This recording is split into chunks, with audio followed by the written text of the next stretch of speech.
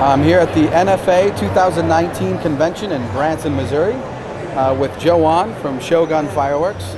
Shogun celebrating its 45th year of business here in the United States, of which Joe has been around for pretty much that entire time. Absolute legend in the business. Just wanted to ask him a couple questions. Sure. So Joe, tell me when you started in the fireworks business. Actually, the company started in July 1974, and I joined in the company in December that year. Yeah. Wow. So it's been a very long time. Yeah, been rather long time. Yeah. So what was the business like back then? Walk me through how did fireworks look in the United States and in China at that time? At that time, is the U.S. market just opened up for Chinese fireworks. I think it's in '72 or something like that. Mm-hmm. Yeah, so it's only been a few years that the Chinese fireworks enter into the USA market. And before that, where were the fireworks coming from? Before, most of the fireworks are from Macau, I believe. Okay. Yeah, but that's beyond my time, so I don't have a much history on that thing. Mm-hmm. But after 74, the main supplier are the provincial companies like Hunan Provincial, Guangdong Provincial companies. So they're all government-owned export companies. I see. Okay. And you were acting then at that time, Shogun was acting as like a trading agent for those companies, or yeah, at that time the export company in China, they don't do direct business with the overseas buyers. They all go through the Hong Kong companies. Okay. Mm-hmm. And Shogun is a Hong Kong-based company since the beginning. Yeah. At that time, it's called Oriental Fireworks. Oriental Fireworks. Yeah. Okay. Mm-hmm. And what did the products look like back then? Back then, the major items are bottle rockets and firecracker, which is 12, 80, 16. Right. That's the major items. Your big bricks, yeah. Yeah. And then if you say like a total order, 70% of the items will be the bottle rocket and firecracker. Wow. And then the other 30 is all the different kind of fireworks, like Roman candle, rockets, fountains. Yeah. And cake is basically, there's no cake. Right. There's only single shots. It didn't really exist back then, right? No. So when did you start seeing cakes enter the business?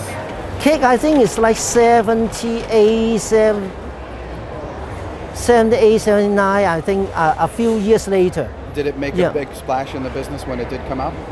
Yes, it does. I think the first famous big cakes are those 7 shots like Garden in Spring, Desert at Night. Those are really the first items in the cake selection. And I wonder, would you happen to know where some of those original names came from? Because Garden in Spring and Desert at Night, Happy Fireworks, those are all classic names. At that time, we helped them to decide the name. Yuan, which is Cindy's father, he's the founder of the company. Right, Yuan Chung. Yeah. Yuan Chung. And there are a lot of names, not a lot, some of the names, like, for example, Jumping Jack. Yeah. That's the name he gave it. He suggests to the horse export company, Guangdong Provincial Company. So Cindy's father is responsible for the name Jumping Jack. And also Saturn Missile Battery. Right. Yeah, all those, even I think Desert at Night, whether we gave them the name or I could not remember, but yeah. Which is incredible. So you basically, in some ways, certainly Cindy's father, but you as well are sort of a godfather of the fireworks consumer business. I mean, I know. These are staple items that are still sold today, so it's very cool. So that was the late 70s. Take me through the 80s. What changes did you see in the fireworks business throughout the 80s? I think it's a late 86, 87. I think it's 87. Then it's really changing, because before everything is going through the export company. Mm-hmm. But 87, the Chinese market, the local, the system, the whole system starting to change, and the fireworks factory starting to sell, able to sell to different companies, different private companies in China. So at that time, and then starting with the price war, because there's more different people in China. able to get delivery of fireworks and supply to Hong Kong company. Wow. Yeah, so that's why at that time, all the changes start in '87. So that was sort of the beginning of the market as we know it today, with a lot of competition, different companies, pricing models. Before that, were prices basically set at a certain level? At that time, the price is all set by the Beijing head office. Okay. So, say bottle rockets in Guangdong they call it air travel, and in Hunan they call it moon travel. Okay. And then the head office will say, okay, that will be the price for this year until January 1st next year. And there was nothing you could do to change that. You had to comply with those prices, and that was it. Yeah. But There's now, no negotiation on prices. Wow, that's incredible. And then in '87, you say it opened up, and we actually had competition and pricing. Yeah, because a lot of private company, they go to the factory, they can buy cheaper, and then they sell cheaper to the export company. Right. Hong Kong, yeah. Now, would you say, in your opinion, in that time, in late '80s, '87 timeframe, did a lot more innovation start happening in the business, like new products where people were trying to be more competitive, or was it still the same items for a while? I think the whole industry has been evolved over the years. Yeah. So it's been keep evolving over the years. So not just because of the '87, the changes in competition. Yeah. The factories are also, trying to make new items, trying to do more business. Right. And so when you started in the '70s, how many export companies were there? How many brokers were there? At that time, because of the government limited the numbers of export companies in Hong Kong, so there's only 6 or 7 export companies allowed to do business with China on fireworks. And you were one of them, Oriental Fireworks at that time. Right. Wow. And so do you find that nowadays we have so many different factories available? What was the number of factories like back then? Was there still quite a few factories producing the same products everywhere?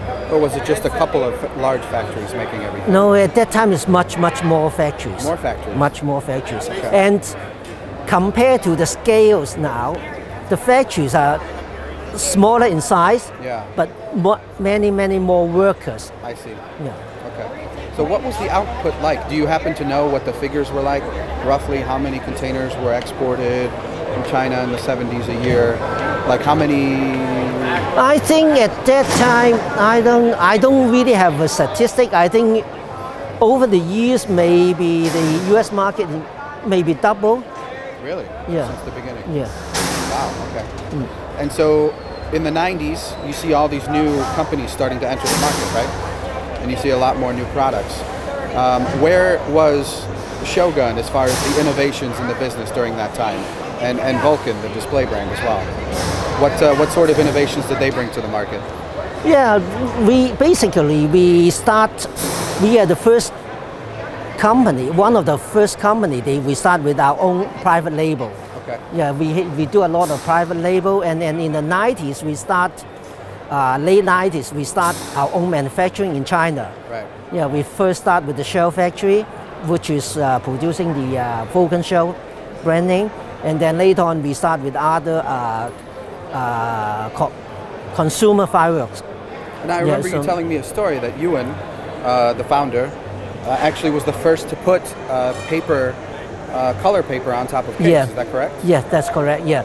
At that time we put the Shogun logo, we call it wallpaper. Yeah. Wallpaper on top. Because before that, everything is like a red cello or white cello. The classic red kind of plastic, And so you put a paper that had the logo, and that was the first time. First time, that. And now that's the norm. Now we have the new style where we actually show the tubes. Yes. So customers. Yeah, because a lot of people, they want to poke through the paper to see. Right. Yeah. It's better to do it this way. So what sort of other innovations? When did the Vulcan brand come around? Actually, Vulcan is even earlier than the Shogun brand. Yeah. What was that? About early 90s, if I'm not mistaken, correct? I think it's mid-90s. Mid-90s, 95, okay. 96, yeah. Okay. And that broke into the display business, 1.3 products that are globally sold. Tell me what innovations did Vulcan bring to the table as far as products? Basically, in the beginning, our main interest for people to buy is that we made the cylinder shells. Cylinder shells. Yeah, and then those are very much like European design, European way of doing the cylinder shells. And so Vulcan was one of the first Chinese suppliers of European style, Yes. higher quality Yeah, products.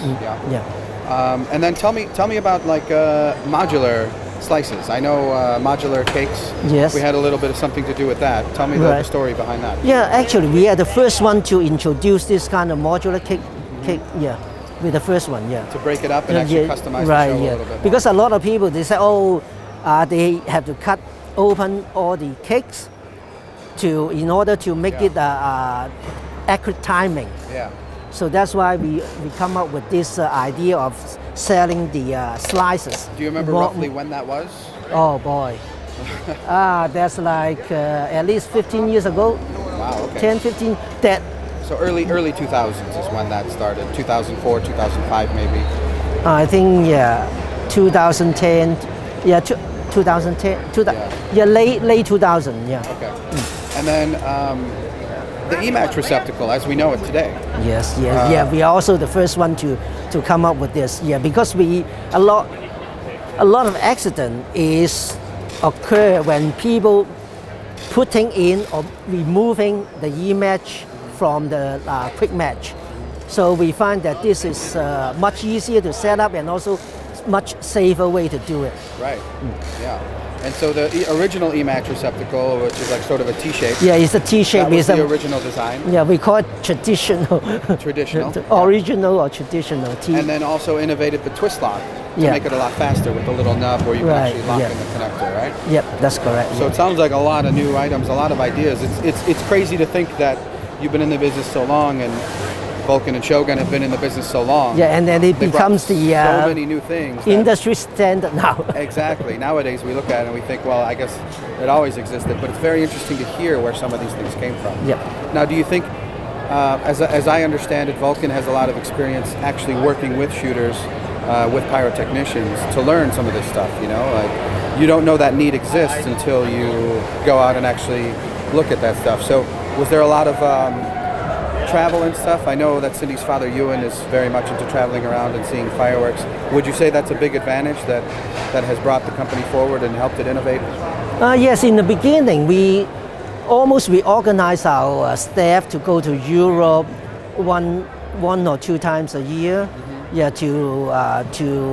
to study what the different technology that the other peoples are working on. So a lot of like Roman candle, the delay using the felt, and then that kind of delay we introduced into manufacturing in China from Spain. So even that you introduced. Wow. Yeah. Okay. Yeah.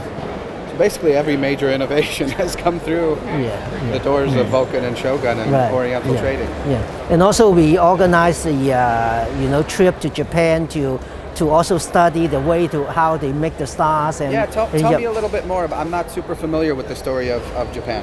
Tell me a little bit more. How did that start and what innovations were brought from there? Basically, we went there and then basically is to learn how they do the stars, because the stars they do is long burning and accurate, timing accurate. Right. And then also to learn the pasting and everything. So in order to make nice performance shell, I mean the Japan technology is very important. Yeah. Yeah. When was that? When did that happen? I think we first went. The first visit to Japan is before 2000. Okay. I think it's 99 that year. Yeah. Okay. And you worked with local factories there to learn. We visit one of the largest fireworks factory in Japan, and then we stay there like a week, and then our technician really work inside the factory for 1 week. Very cool. Yeah. So is there any new innovations that Vulcan's working on now? I know we have our line of proximate items. We brought over some no debris products, sort of European style. Is there?